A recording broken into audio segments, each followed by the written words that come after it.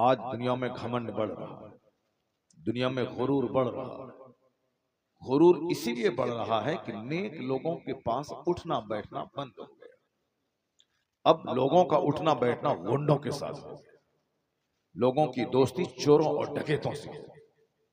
लोग अब दुनियावी फायदे के लिए डकैत से मोहब्बत करता है ताकि मेरा पड़ोसी मुझसे डरे, इसका संबंध, इसका ताल्लुक फला बाहुबली, फला अंसारी, फला यादव, फला पठान से है। अगर इससे पंगा लोगे तो ये तुम्हें कहीं का नहीं छोड़ेगा। तो लोगों को डराने के लिए आदमी अपने घर में डकैतों को बुलाता है ताकि सारे पड़ोसी जान जाएं कि इनका संबंध उन लोगों से है। बस इसके अलावा कोई मकसद नहीं होता। सब पड़ोसी को डराने के लिए, अपने आसपास के लोगों में अपनी धाक बिठाने के लिए। दौलत पहले से ज्यादा बढ़ रही है, तो दौलत बढ़ने के बाद जो होना चाहिए वो हो रहा है। दौलत का मजाज है घमंड पैदा करना, दौलत का मजाज है बदअमली पैदा करना, दौलत का मजाज है बेअदब बना देना। एक आदमी कहता है तुम्हारी औकात याद दिला देंगे, ये घमंड की बोली। एक आदमी कहता है कि मैं तुम्हारे साथ खानदान को तबाह बर्बाद कर दूंगा, ये दौलत और पैसे की गर्मी है। कोई एक फटीचर क्लास का गरीब आदमी, कमजोर आदमी कभी इस तरह की बोली नहीं बोल सकता है। कुछ रहता है पास में माल, तब वह इस तरह के जुमले बोलता है। मोहब्बतें खत्म हो गई। अगर आपको हमसे काम है तो 50 बार सलाम करेंगे आप, लेकिन अगर काम नहीं है तो मैं 50 बार सलाम करूंगा, जवाब नहीं देंगे आप। अपना खास करीबी रिश्तेदार, आजकल बच्चे भी मतलबी हो गए हैं। जब बाप से कुछ पैसा लेना है तो अब्बू अब्बू कहते हैं, और जब बाप से कुछ नहीं लेना है तो अब्बू कहाँ हैं, कहाँ मर रहे हैं, फोन करके अब्बू की खैरियत पूछने वाले बच्चे नहीं होते। बीवी को जब माल चाहिए वो सर में तेल लगाती है और जबरदस्त चाय बना के लाती है, और अगर माल उसको नहीं चाहिए तो फिर शौहर थका मांदा है कि चूर चूर है, कहां से आया है, कैसे मर के आया है, कुछ नहीं, वो अपने काम में लगी हुई है, सोई हुई है, सर में दर्द है, काम है। कल चेन्नई में मैं 2 साल नमाज पढ़ाया हूँ। एक बंदा सर्विस करता था, वो हमसे बयान किया कि हजरत, जब तनख्वाह मिलने वाली होती है महीने के लास्ट में, तो उससे 5 दिन पहले मेरी बीवी मेरी खूब खिदमत करने लगती है, और जहां तनख्वाह मिली और हमने तनख्वाह उनको दे दिया तो उसके बाद से खाना पाना पानी दाना चाय सब पूछना बंद है। फिर 15 दिन तक परेशान हम रहते हैं, 5 बार कहते हैं खाना लाओ तब लाती है। और जहां फिर 25 तारीख आई अगले महीने की, फिर उसके बाद चाय पानी तेल वगैरह और पांव दबाना सब शुरू हो जाता है। ये सच कहता हूं, कोई कहानी फिल्मी नहीं है। ये हम हमारा मुक्तदी था वो। मैं इमामत करता था, वो मेरा मुक्तदी था। वो मेरे पास बैठ कर अपना दर्द बयान करता था, वो अपनी सच्ची कहानी मुझको बयान करता था। सारे लोग मतलबी हो गए, बीवी भी मतलबी, बच्चे भी मतलबी, पड़ोसी मतलबी, रिश्तेदार मतलबी। अगर कोई जरूरत है तो फिर वो फोन करेंगे समझिए, नहीं तो फिर आप ही से शिकायत करेंगे कि आप फोन तक नहीं करते हैं, आप फोन तक नहीं करते हैं। मतलबी लोग हो गए, सलाम नहीं करते हैं लोग, मोहब्बत खत्म हो गई। समाज में रहने के बावजूद हर आदमी अपने आप को अजनबी महसूस कर रहा है, अकेला महसूस कर रहा है। सारे लोग तनहा महसूस कर रहे हैं कि मैं अकेला हूं, मेरा कोई नहीं। क्यों? मोहब्बत खत्म हो गई। अकाली सलाम ने एक बात कही थी, क्योंकि आज हर आदमी अपने मन के मुताबिक जीता है। हुजूर ने क्या कहा कोई ध्यान नहीं देता है। बस इश्क मोहब्बत, इश्क मोहब्बत, इश्क मोहब्बत की बातें हो गई। प्रैक्टिकल में न इश्क है न मोहब्बत है, वरना मोहब्बत का मतलब है पैरवी, मोहब्बत का मतलब है कुर्बानी, मोहब्बत का मतलब है नखल। आज अगर किसी लड़के को किसी लड़की से मोहब्बत होती है तो फिर वो उसके बगैर वो जी नहीं सकता। उसका चेहरा देखने के लिए वो रात भर उसकी गली का चक्कर लगाता है साहब। उससे बात करने के लिए वो 5-5 घंटे तक वो अपने बिस्तर पे जगा रहता है कि उनसे बात हो जाए। ये झूठी मोहब्बत, गंदी मोहब्बत, और ये कैफियत उसके दिल की हकीकी होती है।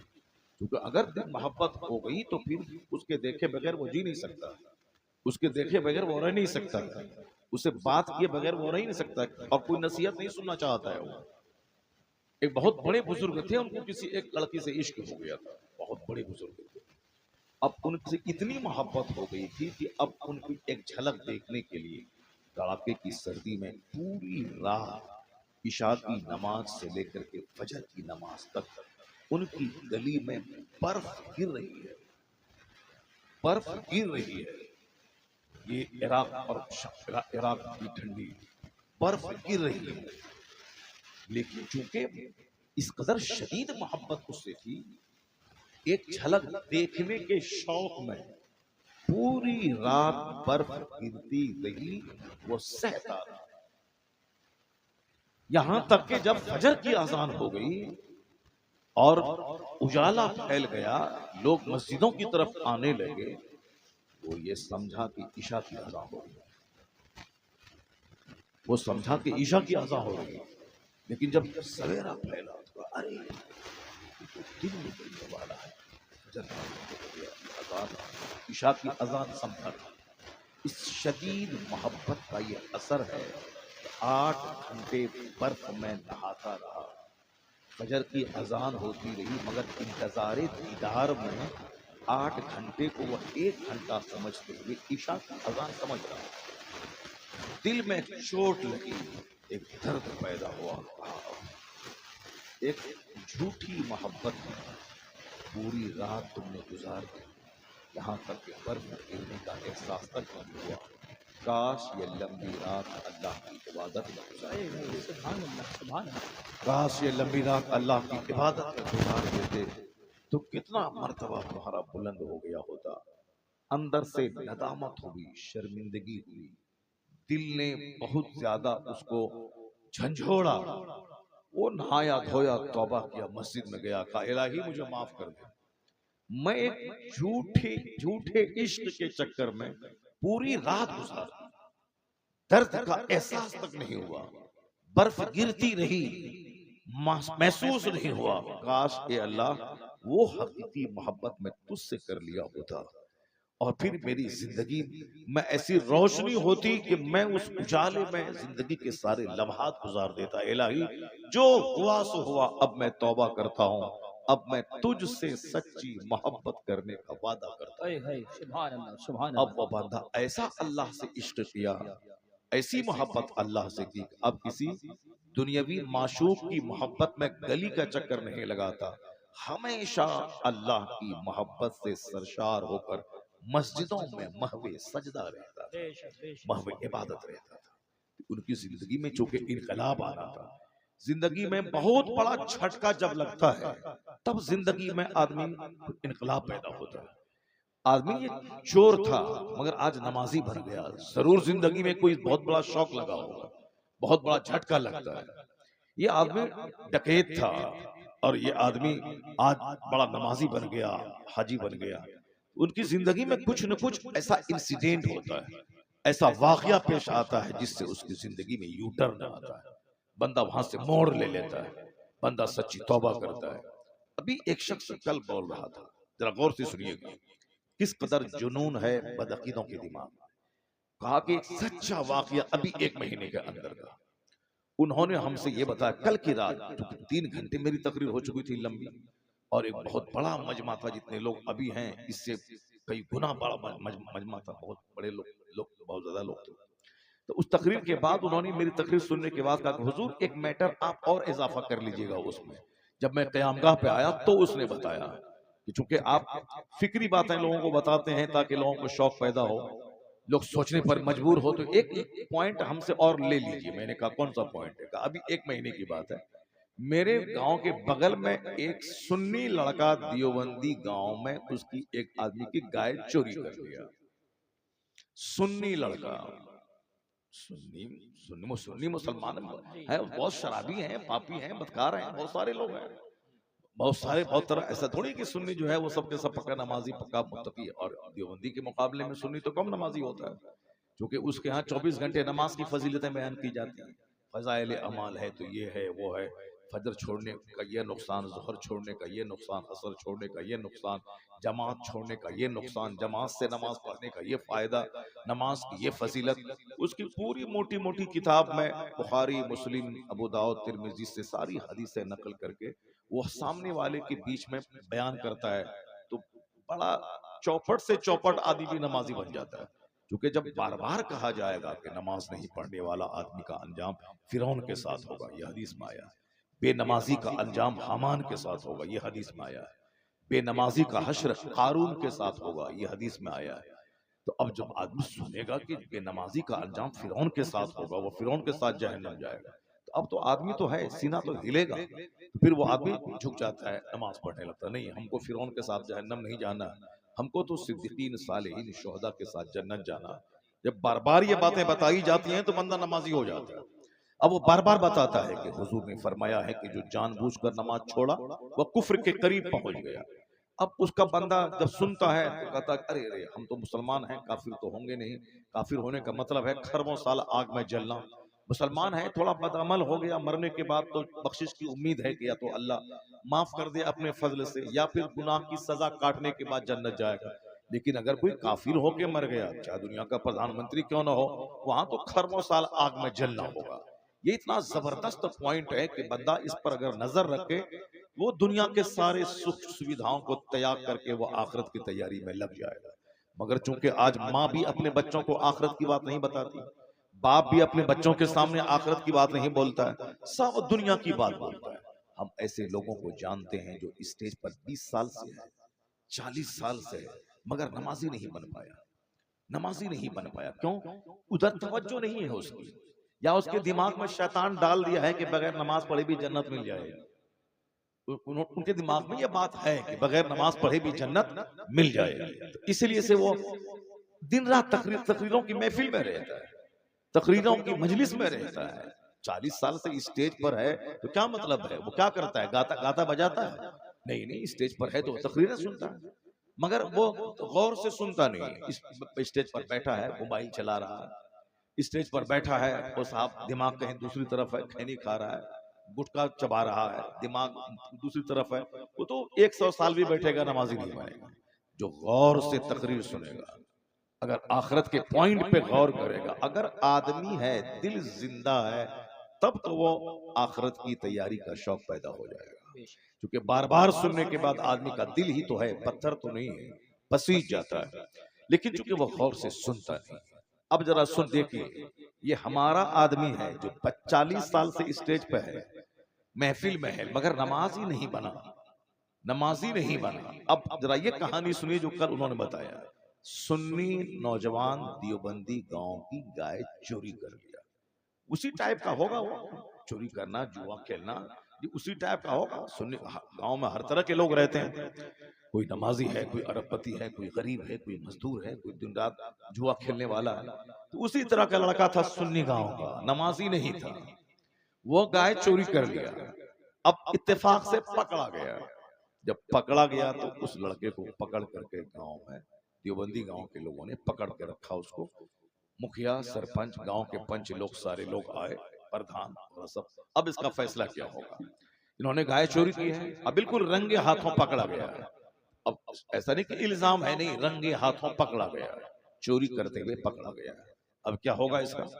तो कोई बोला इसको इतना मारो, कोई बोला इसको जेल में डाल दो, कोई बोला इसको 50 जूता मारो, कोई बोला इससे 25,000 रुपए वसूल कर लो। अब जाहिर सी बात है, जब आपके गांव में भी जब कभी कोई पंचायती होती है तो 50 लोग हैं, तो हर आदमी अपनी अपनी राय पेश करने लगता है। कोई कुछ बोलता है, कोई कुछ बोलता है। जरा गौर से सुनिएगा, सीना हिल जाएगा, सीना हिल जाएगा। और आप फातिहा, मिलाद, लोहमान, अगरबत्ती, चादर, बताशा, शकरपाला, ये सब जो लिए बैठे हैं और नमाज छोड़े बैठे हैं, अगर जमीर जिंदा है तो आंख से आंसू के कतरे बह जाए। किस कदर वहाबी मजबूत है अपने अकीदे में, और किस कदर वो अपने मिशन पे लगे हुए। उनका उनका चरवाहा भी वो नमाजी बनाना चाहता है, उनका किसान भी वो सुन्नी को देवबंदी बनाना चाहता है, और हमारा स्टेज पर रहने वाला 40 साल का आदमी भी, उसको कोई दर्द नहीं है कि मैं अपने बेटे को नमाजी बना दूं, मैं अपनी बीवी को नमाजी बना दूं, या मैं खुद नमाजी बन जाऊं। ये एक आईना दिखला रहा हूं, उनका जुनून में दिखला रहा हूं।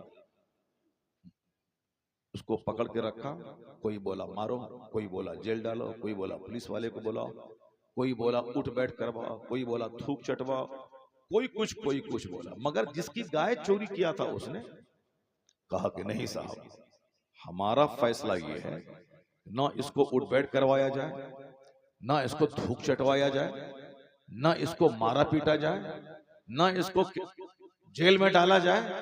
ये सिर्फ पूरे पंच के सामने वादा करे कि मैं कल से 5 वक्त की नमाज पढ़ूंगा, मैं कल से 5 वक्त की नमाज पढ़ूंगा, ये वादा करे, मैं इसको छोड़ दूंगा।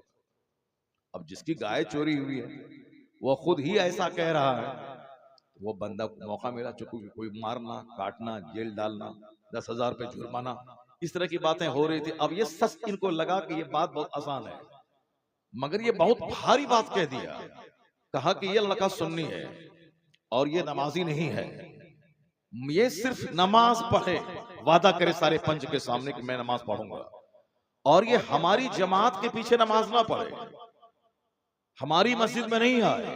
ये जिस सुन्नी गांव में है वो अपनी मस्जिद ही में नमाज पढ़े, अपने इमाम के ही पीछे नमाज पढ़े, मगर नमाज पढ़े, सुन्नी इमाम के पीछे ही नमाज पढ़े, मगर नमाज पढ़े, ये वादा करे सबके सामने। उन्होंने वादा किया, मैं तौबा करता हूं और मैं वादा करता हूं कि मैं कल से नमाज पंचगाना अपनी मस्जिद में मैं अदा करूंगा। वादा किया, गाय वाले ने उसको छोड़ दिया। अब जाहिर सी बात है, चोरी करने वाला गरीब ही होगा, उसी टाइप का होगा, तो वह दूसरे दिन से नमाज शुरू कर दिया। अब पक्का नमाजी बन गया, 5 टाइम नमाज पढ़ने लगा, मस्जिद में नमाज पढ़ने लगा, चोरी वगैरह से तौबा तो कर ही दिया, वो नमाजी बना। चूंकि अब उनके दिल से एक आवाज आई, क्या आवाज आई कि मैं बरेलवी सुन्नी गांव में रहने वाला, आज तक मुझको किसी ने नमाज के बारे में ताकीद नहीं की, आज मैं नमाजी हूं, अल्लाह का नाम ले रहा हूं, 5 टाइम मस्जिद जा रहा हूं, या उसी बंदे ने मुझको नमाजी बनाया है। तो अब उसकी मोहब्बत इसके दिल में पैदा हो गई, उनसे फोन से कांटेक्ट में रहने लगा, बातचीत करने लगा। बातचीत करते करते चूंकि उनको लगा कि हमारा कोई सुन्नी बरेलवी मौलवी, कोई पीर, कोई मेरा सुन्नी मेरा बाप, कोई मुझको नमाजी नहीं बनाया है, नमाजी मुझको उस आदमी ने बनाया है। तो अब वो सुन्नी मोहल्ला छोड़ा, अब वो 5 नमाज देवबंदी की मस्जिद में पढ़ना शुरू कर दिया। किस कदर दूर से निशाना साधा, ये नहीं बोला कि मैं इसको छोड़ूंगा, ये बरेली छोड़ करके देवबंदी बन जाए, मेरी मस्जिद में नमाज पढ़े, नहीं, क्योंकि वो जानता था कि जिस दिन इसका दिल जागेगा उस दिन इसको लगेगा कि मुझको नमाजी बनाया किसने है, ऑटोमेटिक वो मेरी तरफ आ जाएगा। इसलिए वो हमारी मस्जिद में ना आए, वो अपने सुन्नी बरेलवी इमाम के पीछे नमाज पढ़े, मगर ये वादा करे कि नमाज पढ़े। नमाज पढ़ा कि चोर को अपना हम ख्याल, अपना हम अकीदा और अपने ग्रुप में शामिल कर लिया। करोड़ों सुन्नी जिसको सिर्फ मौलवी की गीबत करने से फुर्सत नहीं है, पीर साहब की गीबत से फुर्सत नहीं है, जलसा के खिलाफ बोलने से फुर्सत नहीं है, जलसा कराने से क्या होगा, रुपया खर्च करने से क्या होगा, एक मौलाना शायर को बोला कि 50,000 देने से क्या फायदा होगा, जबकि वही खसीस और रजील शेख चिल्ली को बोला कि 2.5 लाख रुपए देता है। वही रजील, वही कमीना, एक कव्वाल नाचने वाला, गाने वाला, शराब पीने वाला, हारमोनियम तबला बजाने वाले को 5 लाख रुपए देता है। वही रजील, वही खसीस, वही कमीना अपने बेटे की शादी में डीजे के नाम पे 1 लाख रुपए खर्च करता है। अपने बेटे की शादी में फजूल खर्ची, हराम काम में लाखों रुपए खर्च करता है। लेकिन दीन के नाम पे थोड़ा सा पैसा खर्च होता है तो अब इनको फजूल खर्ची समझ में आती है, इनको सीने में दर्द होता है। मस्जिद की तामीर में जो पैसा लगे वही पैसा है, मदरसे की तामीर में जो पैसा लगे वही पैसा है, अल्लाह रसूल की बात सुनने सुनाने में जो पैसा खर्च हो वही पैसा है। माह रमजान में कुरान पाक की तिलावत एक हाफिज से सुना, बंदा 5 लाख रुपए दे के कहा कि तूने जो मेरे खुदा का कलाम सुनाया है उसका तो कोई बदला हो ही नहीं सकता है, यह हकीर सा नजराना है। अगर मैं तुझे सोने पे भी तौल दूं फिर भी तिलावत कुरान की समाअत का हक अदा ना हो पाएगा। ये तो अपने अपने ज़र्फ और जिगर की बात है। फजूल खर्ची में बर्थडे पार्टी में 5 लाख खर्च करने वाला अगर वो रजील खबीस मरदूद अगर वो जलसा जुलूस जिक्र खुदा की मजलिस के एहतमाम के पैसे को अगर वो गलत करार देता है, उससे बड़ा खसीस, उससे बड़ा रजील, उससे बड़ा कमीना दुनिया में कोई नहीं होगा। असल में पैसा वही है जो नाच में, गाने में, शराब में, डीजे में, बैंड बाजी में खर्च ना हो। असल पैसा वही है जो पैसा देने वाले खुदा की याद में खर्च हो जाए।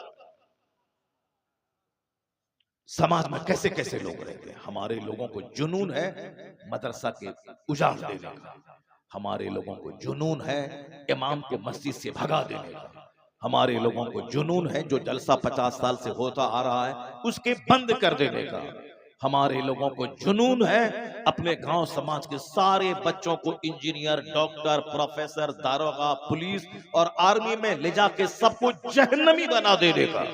हमारे लोगों को जुनून है अपनी माँ बहन बेटी को डॉक्टर बनने के नाम पे घर से निकालकर जीन्स टी शर्ट पहना के उसे मुशरिका मुर्तदा बना देने का। कई लाख मुसलमानों की बेटियां जो आज काफिरों के साथ भागकर वो महासंख्यों बरस के लिए जहन्नमी बन गई। अगर मुसलमान बन के रहती तो कम से कम उम्मीद थी कि गुनाहों की सजा काटने के बाद जन्नत चली जाती, लेकिन कुफ्र कबूल किया, अब तो जन्नत की खुशबू उसके लिए हराम है, अब तो सदा के लिए वो जहन्नम की आग में जलेगी। कितने दिन तक जवान रहेगी, कितने दिन तक मस्तियां करेगी उस काफिर के साथ। बूढ़ी तो होना है, उसके बाद मरना तो है, मरने के बाद जहां जाना है वहां का एक दिन 50,000 साल के बराबर है। ये बता दे कि इस बेटी को जो काफिरा हो गई इसके बाप का कसूर है या नहीं? जिसने डॉक्टर इंजीनियर बनने का रास्ता दिखाया, जन्नत जाने का रास्ता नहीं दिखलाया। हमेश की वाला आराम का घर जन्नत का रास्ता नहीं दिखलाया। ये दुनिया के 40 साल 50 साल डॉक्टर इंजीनियर बन के 2 रुपया कमा के खा पी के इसका रास्ता दिखलाया। जबकि मैं खुदा की कसम खा के कहता हूँ अगर लड़की वो डॉक्टर इंजीनियर नहीं भी बनती तो भी उसकी शादी होती। इंजीनियर बनने के बाद वह सोने के घर में रहने के बाद बगैर शौहर के नहीं रह सकती है, उसे तो शौहर चाहिए। अगर शौहर नहीं चाहिए तो ड्राइवर से जिना करेगी, समाज के जोकर से मुंह काला करेगी। अगर नहीं तो शौहर चाहिए, इज्जतदार औरत है तो शौहर चाहिए, शौहर के बगैर कोई नहीं रह पाएगी। तो शौहर मर्द ही होगा, मर्द कमाने के लिए पैदा हुआ है। लड़की की भी नौकरी है 1 लाख महीना और लड़के की भी नौकरी है 1 लाख महीना। तो एक घर में 2 लाख आ रहे हैं, जबकि एक घर में 1 लाख आने के बाद शानदार ढंग से घर चल सकता था। सामने वाले घर में 5 आदमी परवरिश में, लड़के को नौकरी नहीं है, बेचारा मजदूरी करके जैसे तैसे घर चला रहा है। मगर एक घर में बीवी को भी नौकरी है, शौहर को भी नौकरी है, ये मालामाल हो रहा है। वह बेचारा 10 आदमी की परवरिश करने वाला कंगाल हो रहा है। अगर औरतों को नौकरी नहीं दी जाती तो उसकी जगह पे एक मर्द बहाल होता। अगर वह एक मर्द बहाल होता तो उसकी निगरानी में 10 लोग पाले जाते। क्योंकि हर मर्द अपनी माँ, अपने बाप, अपनी बीवी, अपने बच्चों, अपनी बच्चों का पालने वाला होता है, सहारा होता है। लेकिन औरत का तो कोई न कोई निगरान होता है, शौहर होता है। जब शौहर खुद कमा रहा है, उसकी परवरिश हो सकती है, वो अलग से एक मर्द के हक को मारकर आज जो हिंदुस्तान में गुर्बत बढ़ रही है, कसाद बाजारी बढ़ रही है, एक तरफ गरीब है, गरीब से गरीब तर होता जा रहा है, एक तरफ मालदार है, दौलतें उसके घर में बहती चली जा रही हैं। ये है इंसाफ का खून करना।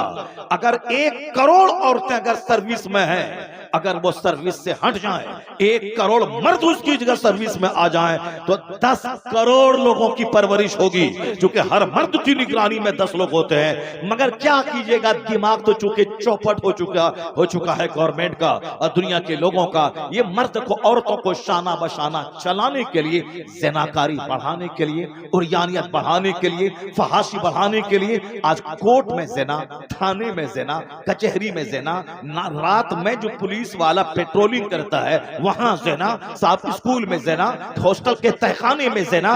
ये है औरतों को बेपर्दा घर से निकालने का अंजाम। कलकत्ता के आरजी मेडिकल कॉलेज में रात के वक्त में जो कॉलेज का प्रिंसिपल और उसका चेले के साथ जो लड़की के साथ रेप हुआ, कत्ल हुआ, और पूरी दुनिया में हिंदुस्तान की नाक कटी।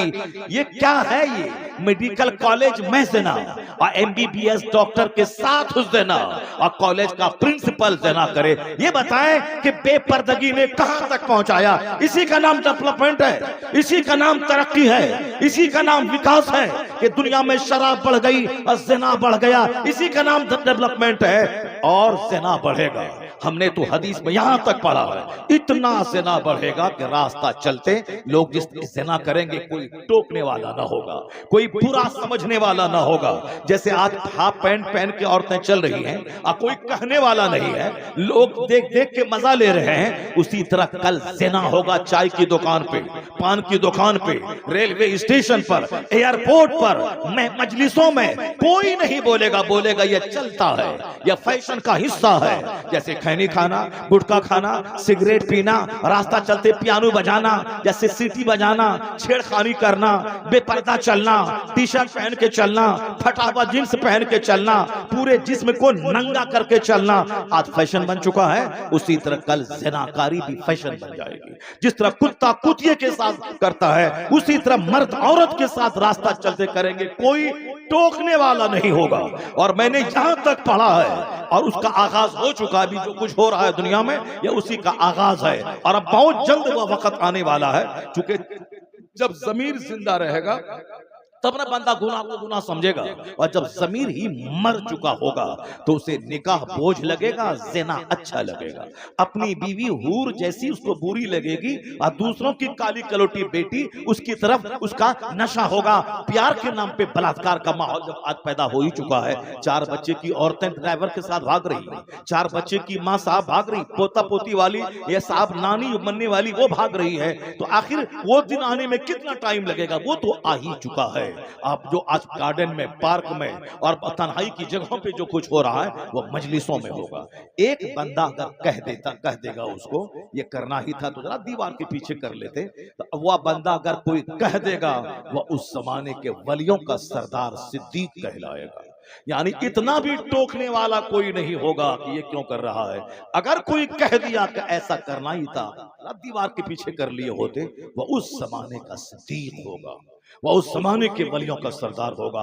कैसा खतरनाक वक्त आने वाला है। लोग कहते हैं डेवलपमेंट, लोग कहते हैं तरक्की, यही है। औरतों को चड्डी पहना के दुकान में बैठा दिया ताकि 10 ग्राहक उनका मुंह देख करके सामान खरीदने के लिए आए, यही डेवलपमेंट है, यही तरक्की है। घर में रहने वाली खातून को हवाई जहाज का एयर होस्टेस बना दिया ताकि 200 मुसाफिर जो हवाई जहाज पे सफर कर रहे हैं वह सब उनकी गर्दन, उनका चेहरा, उनके सर के बाल, उनके हाफ पैंट, उनके सारे बदन को देखकर 2 घंटे का सफर पूरा कर ले, यही डेवलपमेंट है। ये फिल्म में जो कुछ हो रहा हॉलीवुड बॉलीवुड में, ये खूबसूरत हसीनाओं को नचा के उनको निर्वस्त्र बना के 3 घंटे तक मर्दों को बैठा के और साहब खरबों रुपए का कारोबार फिल्मी हो जाए और नाच गा के जिस्म की नुमाइश करके, यही डेवलपमेंट है, यही डेवलपमेंट है। हर जगहों पे अधनंगी औरतों की तस्वीरें, चाय की दुकान से लेकर के साहब बड़े बड़े मॉल तक, इन औरतों को बेपर्दा करवा के 2 पैसे कमाना, यही डेवलपमेंट है। यानी अभी एक औरत आई थी यूरोप से, वो हमसे बयान किया कि हजरत क्या बताएं, आंख के खून के आंसू रोना पड़ता। मैं भी लंदन गई थी और मैं वहां से वापस लौटी हूँ। वो बयान किया, मुझसे बयान किया कि हुजूर सिर्फ एक धागा की तरह, जैसे कोई एक कपड़ा लपेटी हुई है, धागा की तरह एक कपड़ा है, बाकी सारा जिस्म नंगा। यानी को बुरा भी नहीं समझने वाला।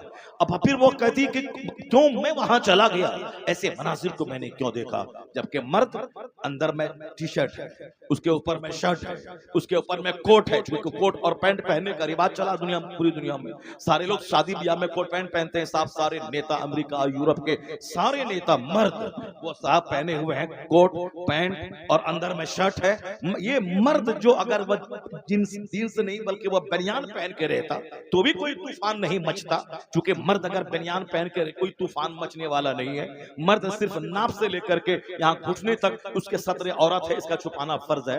घुटने से नीचे खुला हुआ रहे, कोई हलचल नहीं मचने वाला।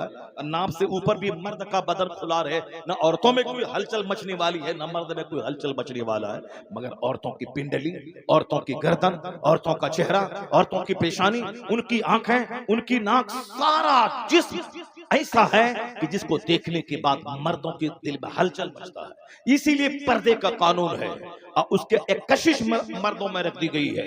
और यह कशिश ही का नतीजा है कि एक भूतनी औरत को आदमी रानी बना के कबूल कर लेता है। उसी कशिश का नतीजा है कि एक औरत जो रहने वाली वो गुजरात की, अब वो अपने शौहर के साथ उत्तर प्रदेश के देहात में रह रही है। माँ बाप भाई बहन सारे संसार छोड़ करके इनके साथ रहती है। वही एक कशिश है, एक अट्रैक्शन है दोनों में। और उसका अगर गलत इस्तेमाल हुआ तो ज़िनाकारी का दरवाजा खोलेगा, और उसी का सही इस्तेमाल हुआ निकाह के जरिए फिर घर और समाज की आबादी का एक जबरदस्त जरिया बन जाता है। ये कशिश कुदरती तौर पर कशिश है। भूख लगेगी दाना चाहिए, प्यास लगेगी पानी चाहिए। उसी तरह औरतों की ख्वाहिश है दाने की तरह पानी की तरह, औरतों को भी मर्दों की ख्वाहिश है दाने की तरह पानी की तरह। ऐसा नहीं कि भूख लगे और सामने दाना रहे और हम नहीं, दाने की चाहत हमको नहीं है, वो तो मुर्दा से बदतर है कि भूख लगी है सामने दाना है और खा नहीं रहा है, वो तो मरीज है, बीमार है। उसी तरह मर्द है सामने औरत निर्वस्त्र खड़ी है और इसके बदन में कोई हलचल नहीं मचे, नहीं कोई फर्क नहीं पड़ता,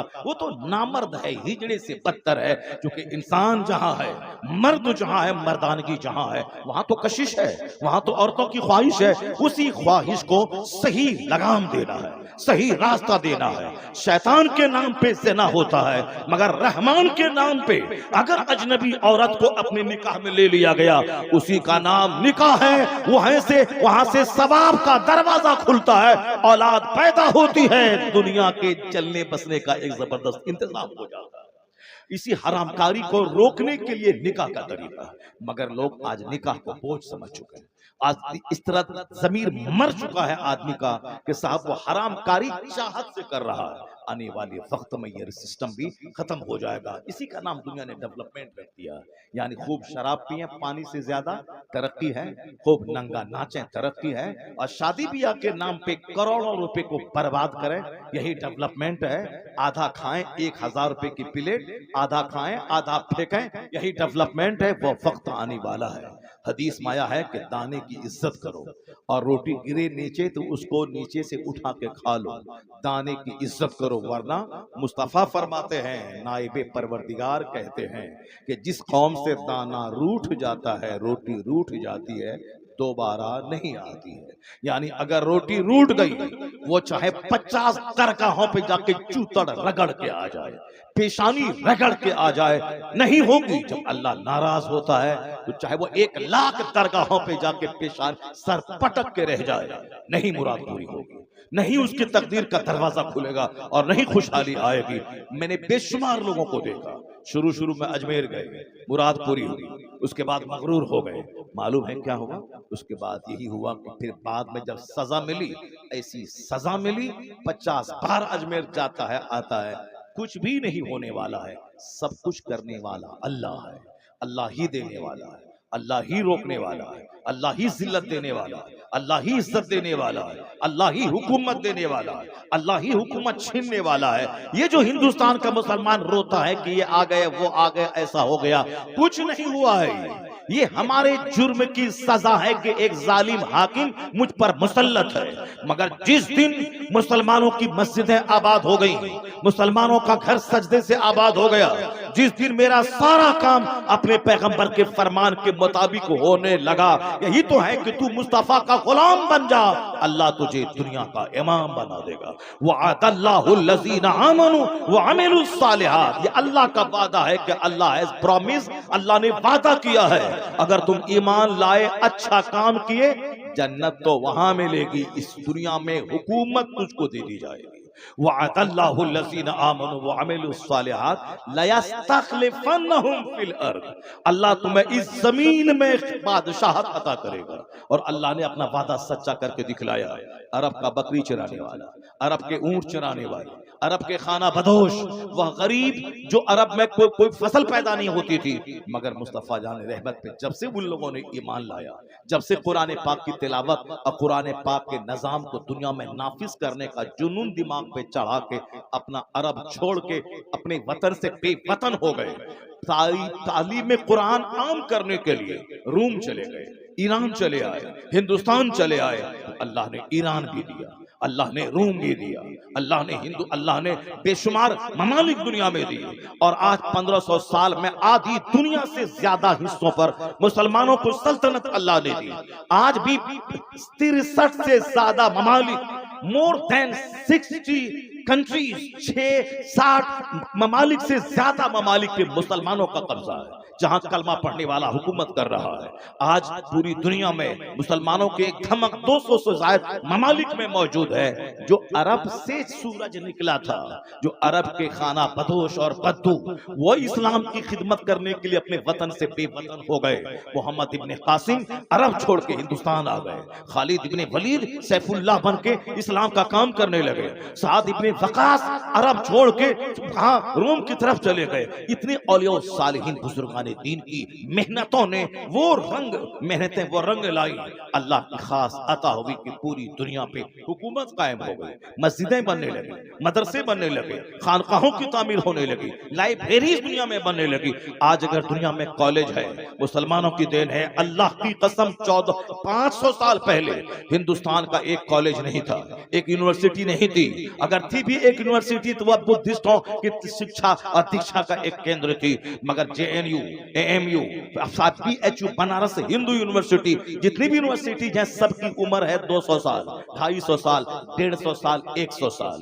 इस्लाम 1400 साल पहले जब इस्लाम का सूरज चमका दुनिया में, अरब से वह नूर निकला, तो मालूम है उस वक्त में एक यूनिवर्सिटी दुनिया में नहीं थी, एक कॉलेज दुनिया में नहीं था। लेकिन आज हजारों यूनिवर्सिटीज, लाखों स्कूल, हजारों कॉलेजेस दुनिया में मौजूद है। इसलिए मौजूद हैं कि पैगंबर आजम ने सबसे पहले इल्म हासिल करने का नारा दिया था।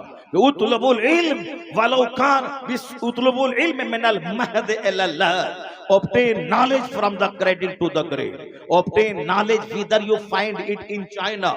Acquire knowledge. Knowledge is compulsory for every Muslim man and women. Knowledge is power. Knowledge is life. Knowledge is best company.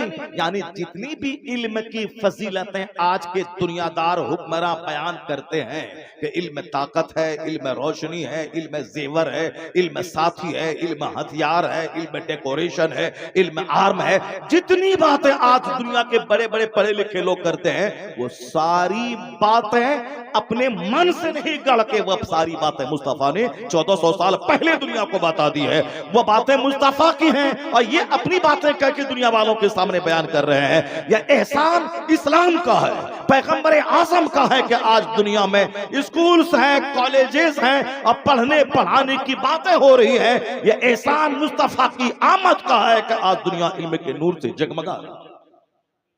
इसको तो मानना पड़ेगा। वो दो चार जलील किस्म के लोग अगर पैगंबर के खिलाफ कुछ बकवास कर रहे हैं, वो जलील अंधे हैं, वो जलील नहीं, उसे मालूम है कि इस्लाम ने क्या दिया। वो आंख बंद करके सूरज का इनकार कर रहे हैं, वो आंख बंद करके वो कहते हैं कि रात नहीं है, वो आंख बंद करके कहते हैं कि दिन नहीं है। तो अगर कोई किसी पागल कमीने चोटे के कह देने से अगर कि आज सूरज नहीं है, तो ऐसा नहीं हो जाएगा कि सूरज नहीं है। अगर कोई खसीस और कोई रजील बोल दे कि जलसे का फायदा नहीं है, उस कमीने के बोलने से इसका नहीं माना जाएगा कि जलसे का फायदा नहीं है। वो रजील, वो खबीस, वो मरदूद क्या जाने, ये एक दरसगाह है जलसा, जहां से हजारों लोगों को दीनी मजाज मिलता है। तुम अगर नहीं नमाजी बने, लाखों लोग वो हैं जो खिताबत सुन सुन के नमाजी बने हैं। अगर तुम दीनदार नहीं बने तो जाओ तुम जहन्नम की आग में जलो।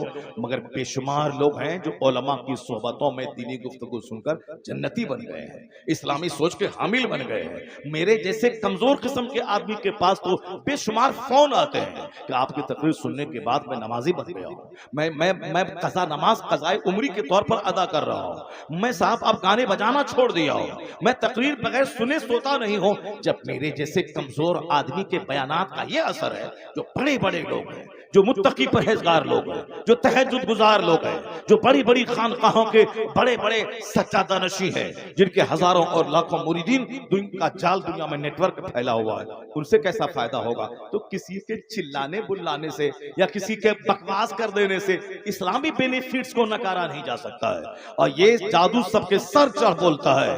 आज दुनिया में जितने इंस्टीट्यूशंस हैं एजुकेशनल, वो सब इस्लाम की मरहूम मिन्नत है, इस्लाम का गिफ्ट है, इस्लाम का दिया हुआ है। चूंकि जो कुछ तुम आज बोल रहा है ये वही नारा है जो मुस्तफ़ा ने 1500 साल पहले दुनिया वालों को अता फरमाया। और आका अलैहिस्सलाम ने दुनिया को तहजीब दी है, दुनिया को तमद्दुन दिया है, दुनिया को जीने का एक नया रास्ता दिखलाया है। इसलिए अमेरिका का एक बहुत बड़ा पढ़ा लिखा आदमी इस सच्चाई को बोले बगैर नहीं रह सका। वो कहता है he was the only man in history who was supremely successful on both religious and secular level. ये कोई हिंदुस्तान का कमजोर पढ़ा लिखा आदमी नहीं है। वो साहब ये 2-4 आदमी जो नबी के खिलाफ बोलते हैं, इन जैसे 1 करोड़ को पढ़ा लिखा के इंसान बनाने वाला ये अमेरिका का इतना बड़ा लायर, एडवोकेट, साइंटिस्ट, इतना बड़ा पढ़ा लिखा आदमी वो ये बोल रहा है। ये गली कूचे का गिरा हुआ आदमी कुछ बोलता है, हे मुसलमान, कभी उसकी बात पे कान मत धरना, कभी उसकी बात पे थाने का घेराव मत करना, कभी उसकी बात सुनने के बाद उसको हीरो मत बना देना। ये घंटी बजा के 2 रुपया कमाने वाला ये हीरो बनने के शौक में हमारे पैगंबर के खिलाफ बोलता है और हम उसको हीरो बना देते हैं, हम सड़कों पे आ जाते हैं। बेशुमार लोग हैं जो नमाज के खिलाफ बोल रहे हैं, इस्लाम के खिलाफ बोल रहे हैं, कुरान के खिलाफ बोल रहे हैं। कितना सबकी गर्दन में चादर डाल के तुम मारना शुरू करेगा और सबके सबसे तुम लाई मोल लेगा। सारी बातों का जवाब दुनिया में नहीं है और सबसे लाई मोल नहीं ले सकता। हाँ, अदीब बोलेगा मेरा अदीब जवाब देगा, उनका कोई शायर बोलेगा मेरा शायर जवाब देगा, उनका कोई वैज्ञानिक बोलेगा मेरा वैज्ञानिक उसका जवाब देगा। वो आखिरी टाइम है जब सर से पानी ऊपर हो जाएगा और सिवाय कोई रास्ता नहीं रह जाएगा जिहाद करने के, वो तो आखिरी टाइम है। उस वक्त भी हर आदमी को अपने मन के मुताबिक जिहाद करने का आदेश नहीं है।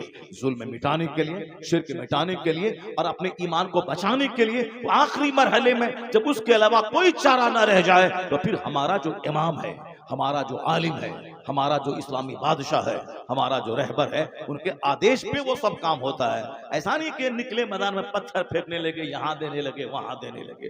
अब तो जुलूस निकलवाने में डर लग रहा है कि हम निकालेंगे जुलूस एहतजाज करने के लिए कि वो मेरे पैगंबर को गाली दी है, मुसलमानों को तकलीफ पहुंचाई है, उसको अरेस्ट किया जाए। हम एक लीगल मुतालबा कर रहे हैं, उन्होंने लाख करोड़ों मुसलमानों के दिलों को ठेस पहुंचाया है। हम मुतालबा ही कर सकते हैं, ऐसा नहीं कर सकते हैं कि उनके गले में चादर डाल करके जेल में ठूंस दें। नहीं, हम जहां रहते हैं मुतालबा कर सकते हैं, तो हम मुतालबा कर सकते हैं। गाली दिया बंबई का आदमी और हम सामने वाले पुलिस को क्यों मार रहे हैं, वहां साफ पटरी क्यों उखाड़ रहे हैं, हम क्यों किसी घर में आग लगा रहे हैं। उसके बाद जब पुलिस वाला आता है तो हमारे घर पे नजर चला देता है, हमारे 1000 आदमी को मार देता है, तो उसका जिम्मेदार होगा कौन? उसका जिम्मेदार वही होगा जो बोखला के सामने आया, जो सामने वाले को पत्थर मारा। क्यों मारा तुम्हारे पैगंबर को गाली दी तो क्या मतलब तुम उसको कत्ल कर देगा?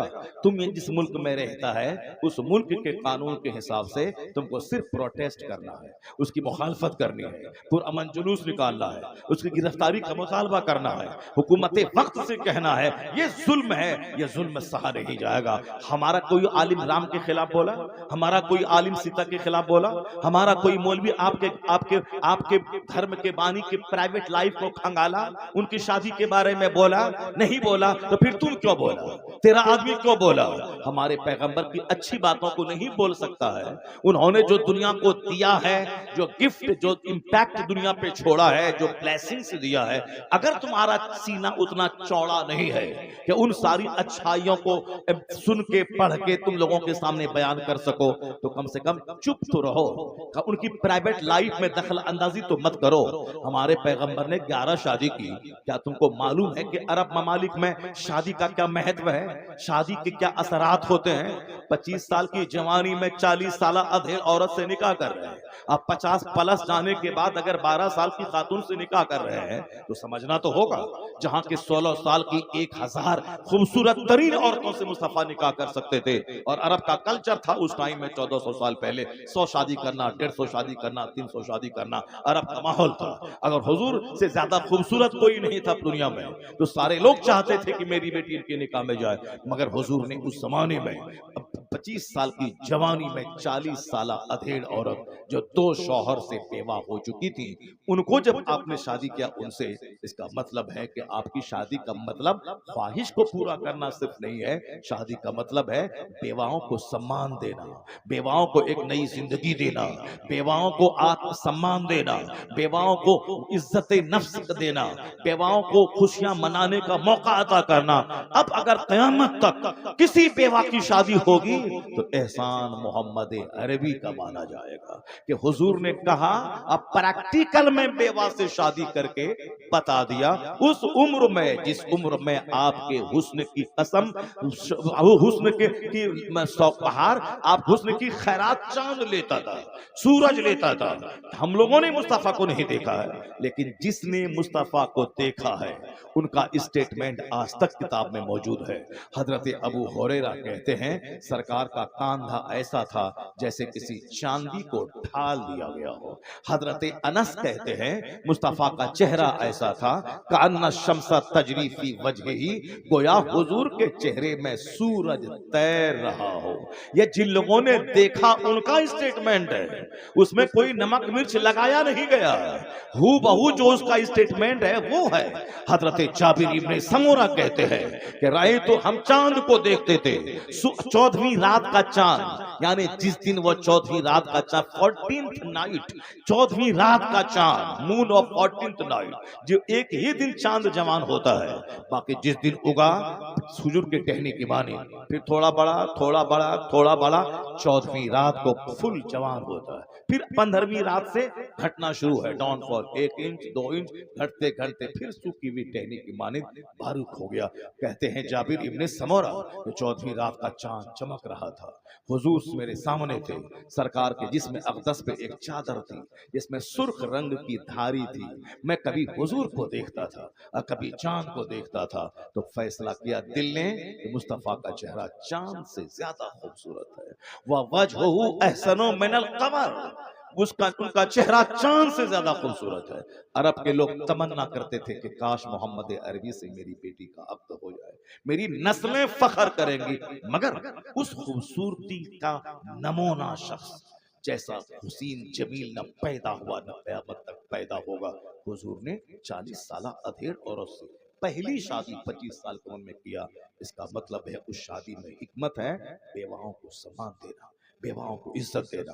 अब अगर वही नबी 50 साल प्लस जाने के बाद अगर 12 साल की खातून से निकाह कर रहे हैं, तो फिर ऐसे नहीं देखो तुम्हारे नबी ऐसा कर दिया ऐसा कर दिया, नहीं नहीं, वहां जब पहली शादी को मिला के समझोगे तब हिकमत समझ में आएगी।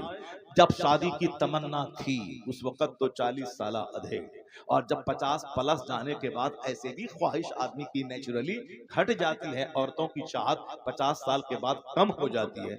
उस जमाने में 9 साल 12 साल की खातून से सैयदा आयशा रज़ियल्लाहु ताला अन्हा से अक़्द करना, इसका मतलब है जब वहां हिकमत है यहाँ भी हिकमत होती है, यहाँ हिकमत होती है। और कोई मैटर नहीं मिलता है 1400 साल के अंदर में काफिरों, मुशरिकों, इस्लाम के दुश्मनों को ले दे करके इसी शादी के पीछे पड़ा रहता है।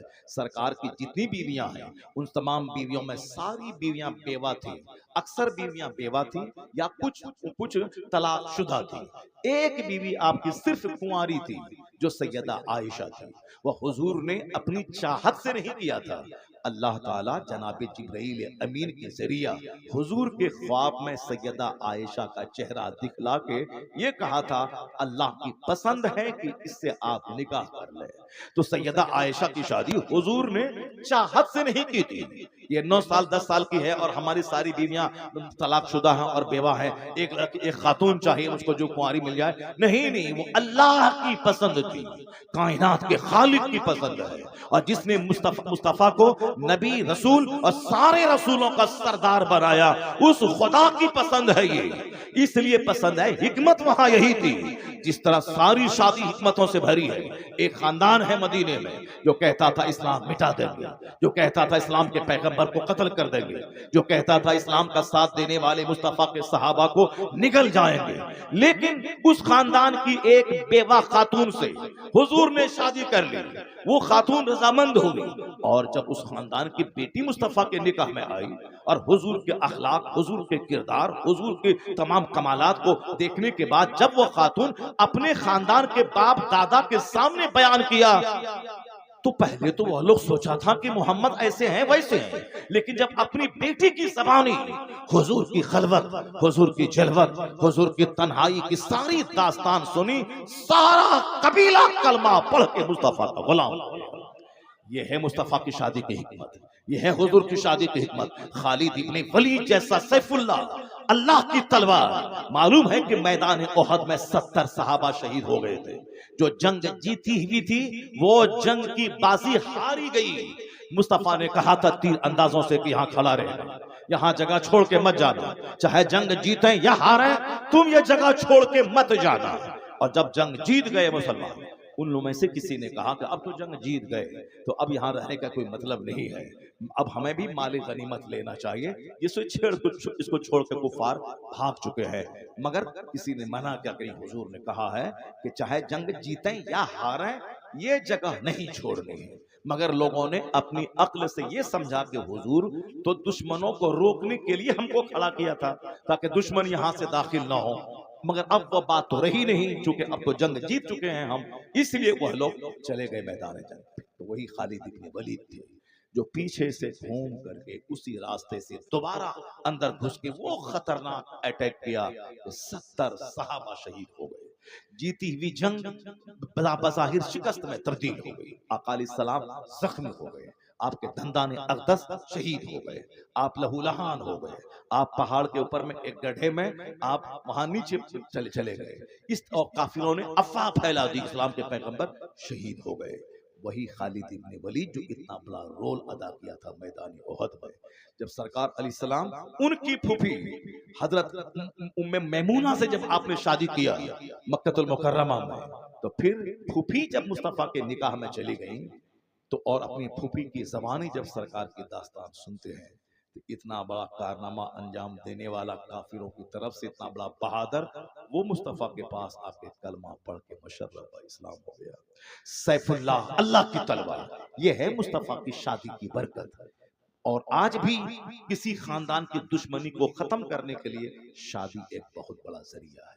शादी करने के बाद दुश्मनी दोस्ती में तब्दील हो जाती। हुजूर की सारी शादियां इसी हिकमतों से भरी हुई है। सैयदा आयशा, वो तो उनके बाप तो मुस्तफा के गुलाम थे, मुस्तफा के दोस्त थे।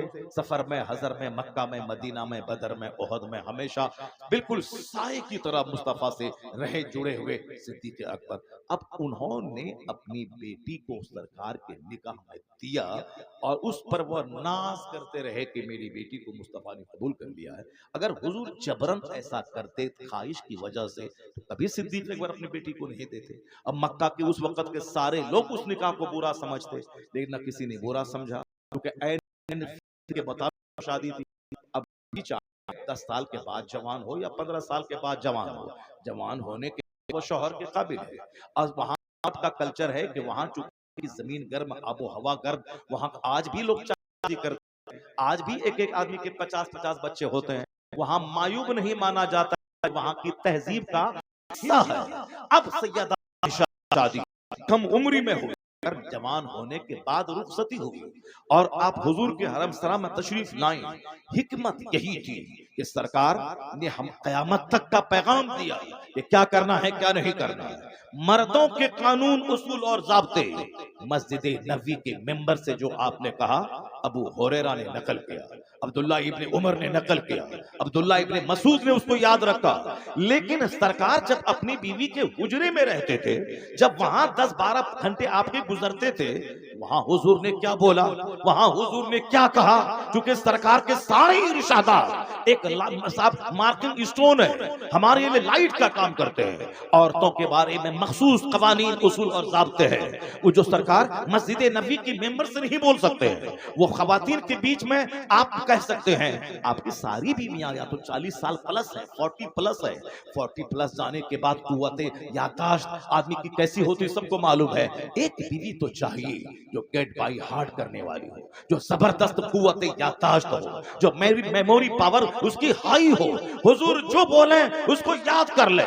सिद्दीक़ अकबर जैसे महान की बेटी सैयदा आयशा थी। कम उम्री में अरब के तमाम मशहूर शोरा के अशार अरबी के सारे उनको याद थे।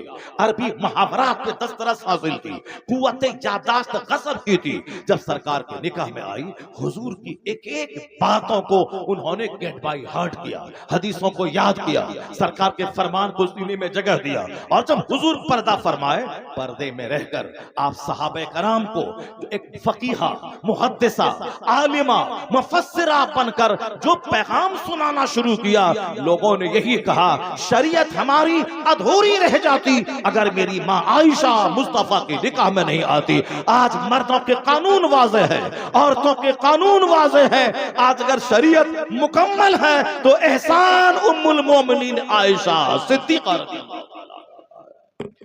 तकबीर, ये नाराए रिसालत, हिकमत है, ये हिकमत है अकाल इस्लाम की शादी की। सारी सारी बातें मुस्तफा की हिकमतों से भरी हुई है ये बात। मगर ये खबीस, ये रजील, ये मरदूद, ये मुस्तफा के बारे में कैसी कैसी बातें करता है।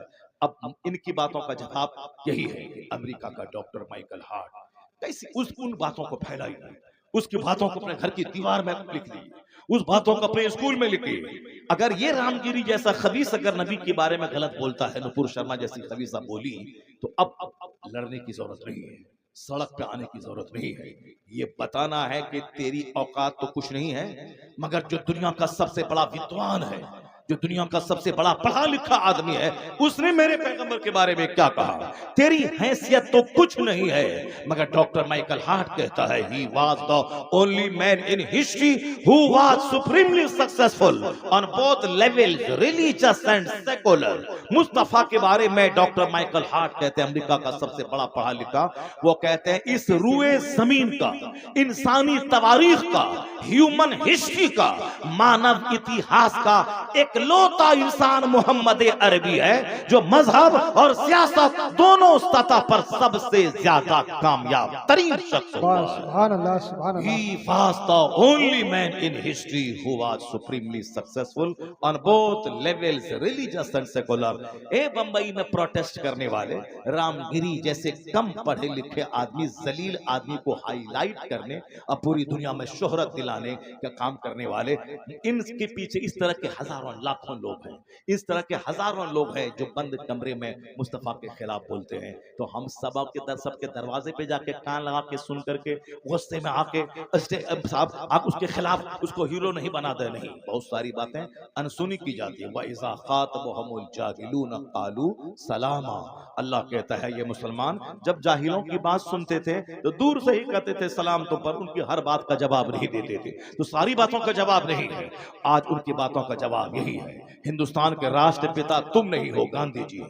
गांधी जी ने क्या कहा, अब तक मैं ये समझता था कि इस्लाम तलवार के बल पे फैला है, लेकिन जब से मैंने कुरान का हिंदी अनुवाद पढ़ा और जब से मैंने इस्लाम के पैगंबर की पवित्र जीवनी पढ़ी, तो अब मुझको यकीन हो गया कि इस्लाम तलवार के बल पे नहीं फैला है। इस्लाम अपनी सच्चाई, अपनी सफाई, अपनी ट्रूथ, अपनी क्लैरिटी, अपनी रियलिटी, अपनी सिंपलिसिटी की वजह से सारी दुनिया में तूफान बन के छा गया।